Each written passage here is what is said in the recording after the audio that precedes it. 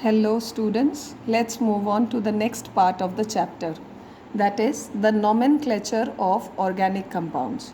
Nomenclature करते समय जैसा मैंने प्रीवियस वीडियो में बोला था कि रूट वर्ड बहुत इम्पॉर्टेंट होता है, ठीक उसी तरीके से जो नेक्स्ट पार्ट होता है which is the most important part of nomenclature is the primary suffix. Now what does the primary suffix indicate? Primary suffix indicates कि कार्बन कार्बन के बीच में, एक चेन में कार्बन कार्बन के बीच में बॉन्डिंग कौन सी है.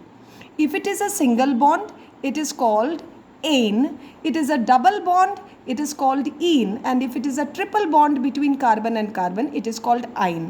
लेकिन एक चीज़ बहुत इंपॉर्टेंट है, याद रखिएगा कि डबल बॉन्ड और ट्रिपल बॉन्ड हर एक कार्बन के बीच में नहीं होता है, means it exists in between any two carbons और three carbons in the chain, but otherwise all the other carbons are single bondedly joined.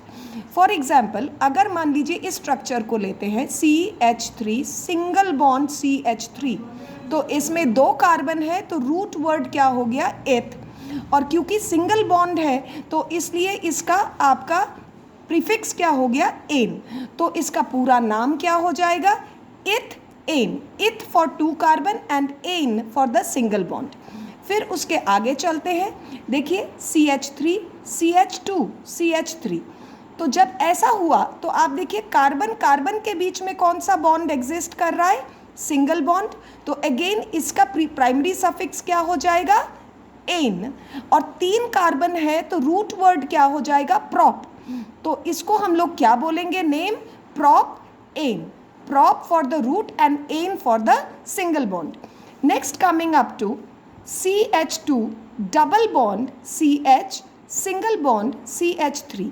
अब रूट वर्ड तीन कार्बन है तो प्रॉप हो गया.